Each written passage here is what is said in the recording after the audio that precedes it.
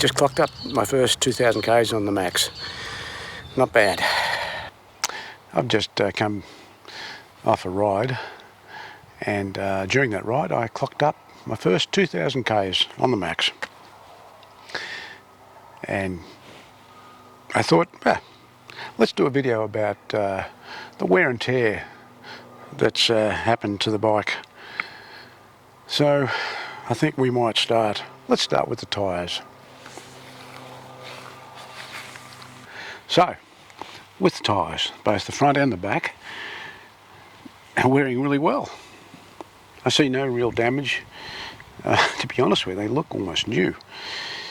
The brakes, we look at the actual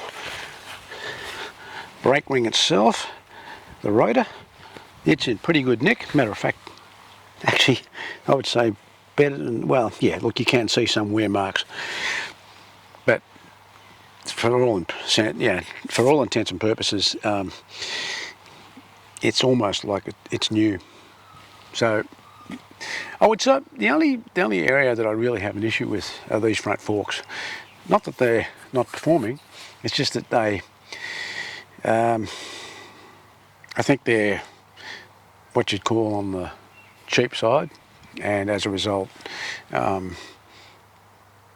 they don't give you the range of adjustment that you might get out of a more expensive shocks. But then again, that comes back to how much you spend.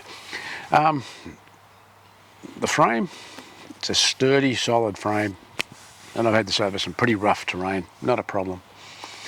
So maybe let's go back and have a look at the back of the bike.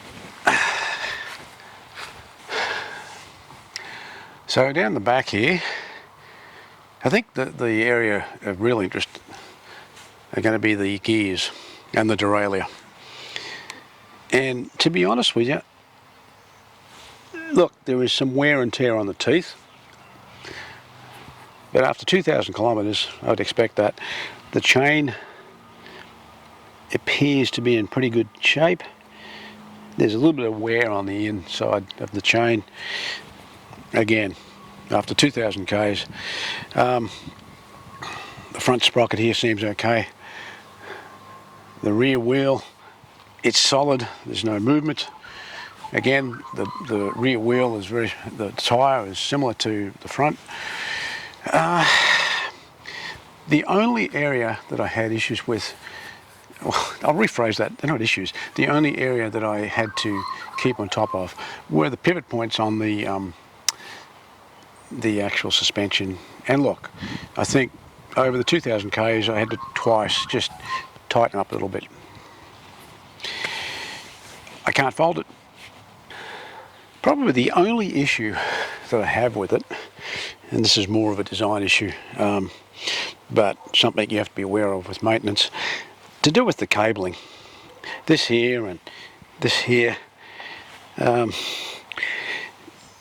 find that it's a little bit close to the wheel for comfort, especially around this area here. I would have preferred to have that somehow through their own channel or internally, but I mean that would have added more cost to the bike. So, you know, I'm being picky. There's probably not much more to say about the bike, other than the fact that I've had it for over 12 months. It's been very reliable. It's very robust. I really can't fault it from the point of view of quality. As I said, just a couple of design points. The wiring. I would have had bigger wheels to give me more clearance with the pedals, and maybe slightly better suspension. But other than that, worth the money I paid for. So there you go. There's my thoughts on the bike after just over having it for a year, 2,000 kilometres. You know, I think that's a testament to the quality of the bike. It's robust. It's doing everything it was designed to do.